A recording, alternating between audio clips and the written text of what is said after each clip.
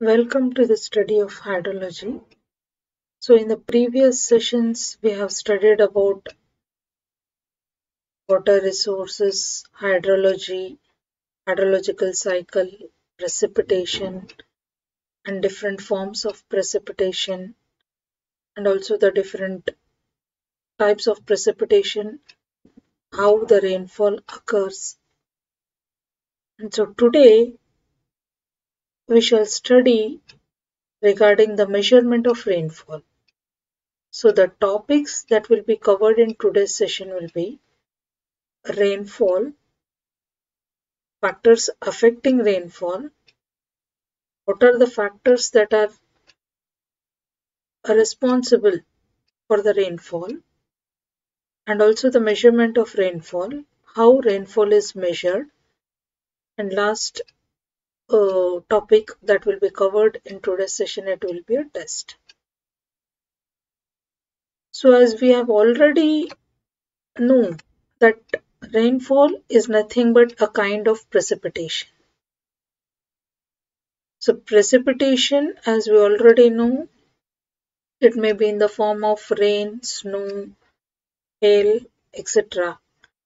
But this precipitation is nothing but a result of condensation. So when water evaporates from the ocean, it gets lifted up and slowly it forms the clouds. Due to condensation, it forms clouds, and these water droplets which forms clouds cannot remain suspended in the air. So as the size of water droplet increases, they result in the form of precipitation. So generally what we call it as a rain. So the rain is the total amount of rain received on a given area during a given time as measured by a rain gauss. So the question is, now we already have studied about the rainfall. Now how to measure this rainfall? To measure this rainfall, we measure it by an instrument called rain gauss. So generally it is termed as the water equivalent of all forms of atmospheric precipitation received in the rain gauss. So now we have studied about the rainfall, that is precipitation. Now how we are going to classify the rainfall? So rainfall is generally classified depending upon its droplet size, and also depending upon its intensity. We are going to classify what kind of rain, whether it is a light, moderate, or a heavy. So rain is the major form of precipitation, as we already know. It is in the form of water drops whose size is greater than 0.5 mm. So generally we say that the minimum size of the raindrop is 0.5 mm, whereas the maximum size of the raindrop, it should be about 6 mm. Now regarding the classification of the rainfall, we say that if the intensity of rainfall is between 2.5 mm per hour to 5 mm per hour, then we say that it is a light type of a rain. And if its intensity varies from 2.5 mm per hour to 7.5 mm per hour, then we say it is a moderate rain. If its intensity is greater than 7.5 mm per hour, we call it as a heavy rain. And if its intensity is greater than 50 mm per hour, then we call it as a violent rain.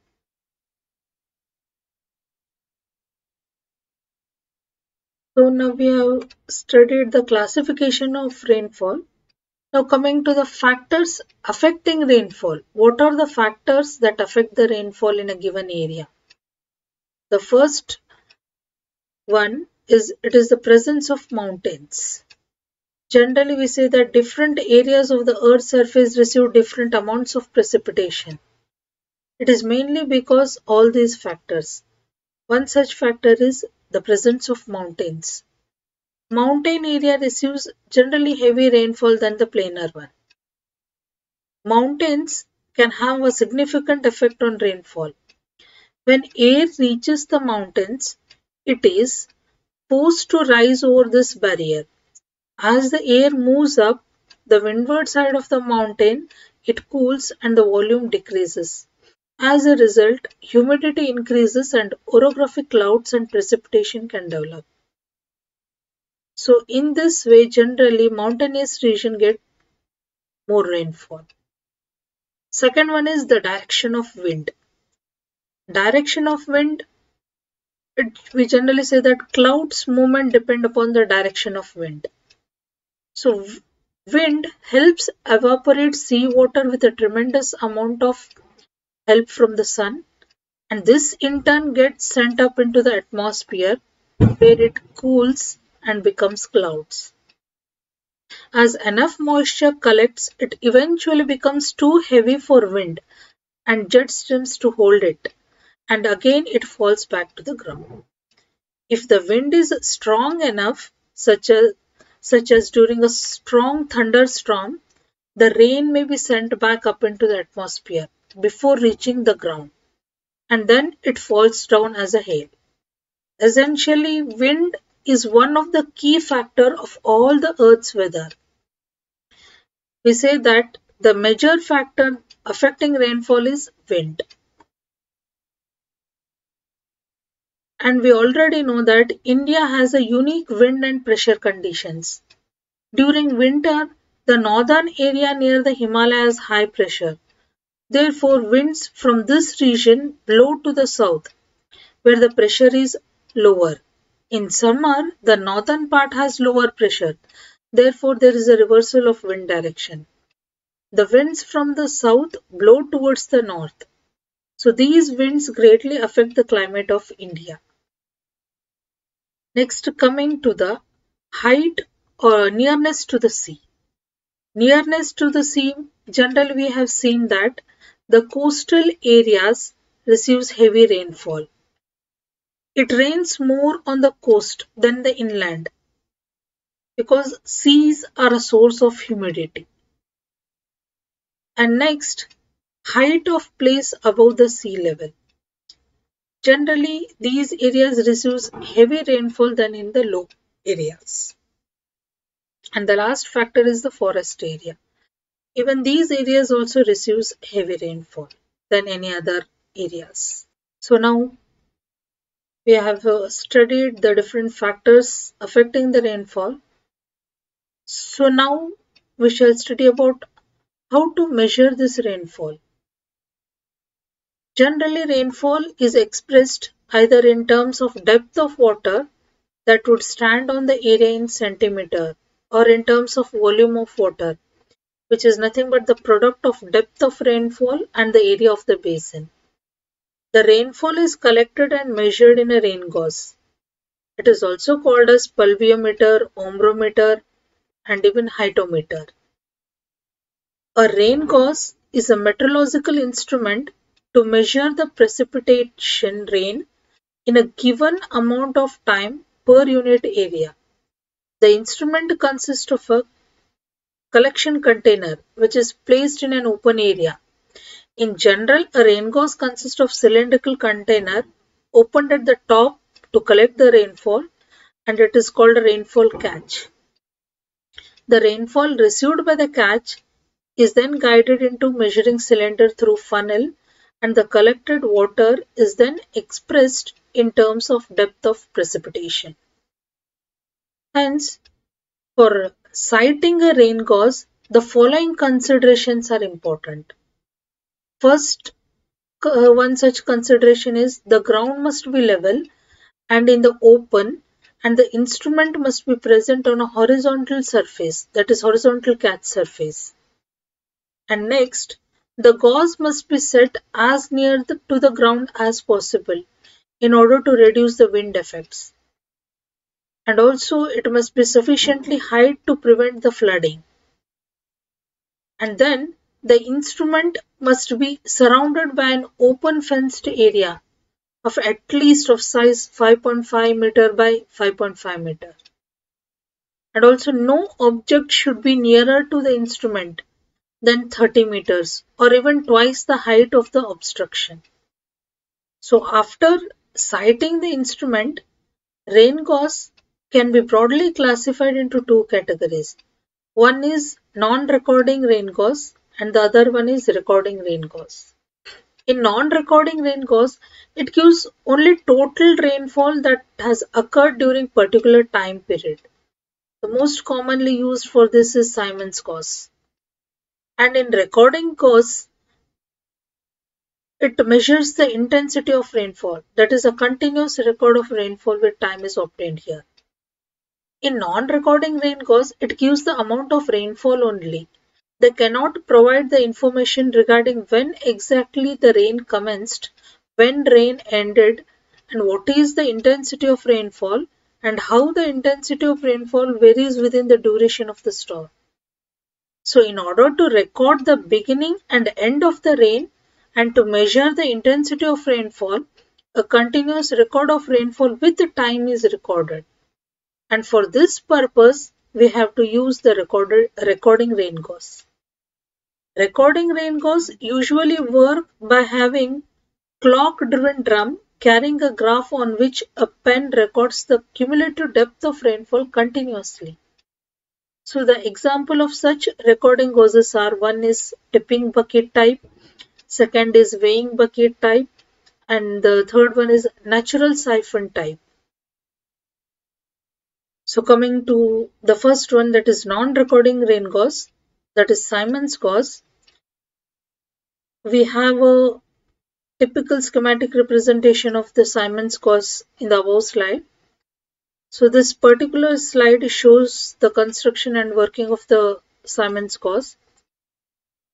And this instrument is extensively used in India. Simon's rain gauze is a non-recording type rain gauze which is used in most of the rain gauze station, and it is generally a cylindrical metallic case of whose diameter is about 12.7 centimeter. You can see at the top in the figure, with its base which is enlarged about 20.32 centimeter in dia. And at the top of the case, a funnel is fixed or a funnel is placed, which is also provided with a brass rim. And it also measures exactly 12.7 centimeter inside diameter. And then this funnel shank is inserted in a glass bottle that is placed inside the case. It is just below the cylindrical metal cone. A funnel is placed. And then the case of this rain gauze is fixed. This funnel shank is inserted in a glass bottle placed inside the case, and the case of the rain gauze is fixed in masonry or concrete foundation. So in such a way that the funnel rim is exactly, the height of the funnel rim is exactly 30.5 centimeter above the ground level. So the rainwater that enters the bottle through this funnel gets collected in the bottle. And the rainwater collected in the bottle is then measured with the help of a standard measuring glass supplied with each rain gauze, which indicates the millimeter of rain that has fallen on that particular rain gauze station. So the receiving bottle normally does not hold more than 10 centimeter of rain. The rainfall is measured every day at 8:30 am as per the Indian Standard Time, and is recorded as the rainfall of that particular day. So water contained in the receiving vessel is measured by a suitable graduated measuring glass with an accuracy up to 0.1 mm. And also at each gauze station, the observation for the rainfall are taken daily 2 times, generally at 8:30 am and 5:30 pm as per Indian Standard Time. Then the sum of the observations taken will give you the total rainfall of the past 24 hours of that particular day on which the observation, that is at 8:30 am, it's being taken. So this is just a brief description of how the non-recording rain gauge works and how the rainfall is measured using this instrument. So now coming to recording type of rain gauge, we have the natural siphon type. So in natural siphon type, it is generally we call it as a float type also, and it is a recording type or a automatic rain gauge. And you can see in the image that this instrument consists of a funnel, and it is a rectangular container. The container consists of float which remains connected to a pointer. You can see the pointer in the figure here, and it also consists of a pen that is attached to the float, which records the elevation on a rotating drum that is driven by a clockwise mechanism. You can see the rotating recording drum, a pencil arm, and a rod here. So this pointer moves on a recording drum which is kept moving at such a rate that drum completes exactly one revolution in 24 hours. The pointer on a moving drum is kept in such a way that the drum completes exactly one revolution in 24 hours.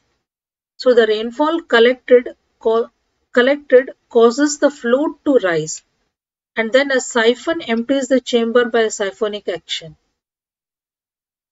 So as the level of rainwater collected in the float chamber rises, the float chamber moves up, which actuates a pen connected to it through a connecting rod, and this pen makes the traces of accumulated amount of rainfall on the graduated chart that is wrapped here around a clock driven revolving drum.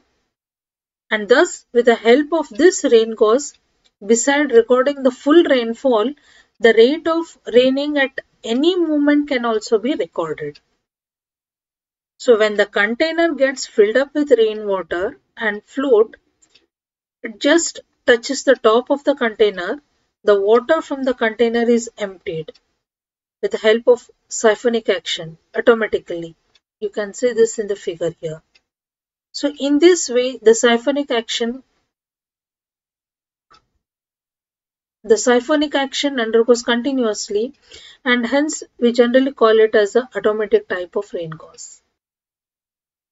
So we come to the end of this session.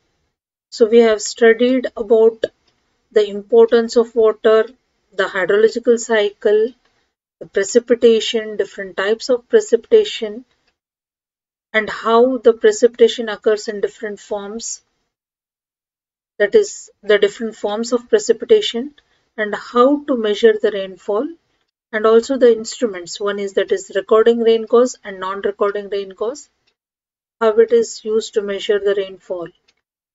So by this we come to the end of this session, and before ending this we'll have a small test as usual, which is a multiple choice question. So here is the first question, that is the intensity of rain is expressed in. The intensity of rainfall is generally expressed in, that is millimeter per minute, millimeter per hour, or centimeter per day, or none of these. As we already know that the intensity of rainfall is generally expressed in millimeter per hour. And coming to the second question, that is, in what way are all the precipitations measured? How we measure the precipitation? The choices here are, one is vertical depth, second one is horizontal area, third one is width of area, and at slope. The answer is vertical depth. We are going to measure the rainfall in terms of depth, that is vertical depth. So coming to the third question, that is how many types of rain causes are there? Whether there are 2 types, 3 types, 4 types or 5 types. So the answer is 2. As we have already studied in today's session, that is there are 2 types of rain gauze. One is recording and the other one is non-recording. So the next question is, that is rainfall is measured by an instrument which is known as seismograph, lactograph, rain gauze or nanometer. So the rainfall is measured by an instrument that is rain gauze, C. The answer is C here. So coming to the last question, that is what is the purpose of a rain gauze? The purpose of the rain gauze. So the choices are to predict the amount of rain that will fall, or to collect and store rainwater for use, or to measure the amount of rainfall in a particular location, or to water plants in a garden. So the answer is C here. Generally, rain gauzes are used to measure the amount of rainfall in a particular location. So with this, we come to the end of today's session. Thank you.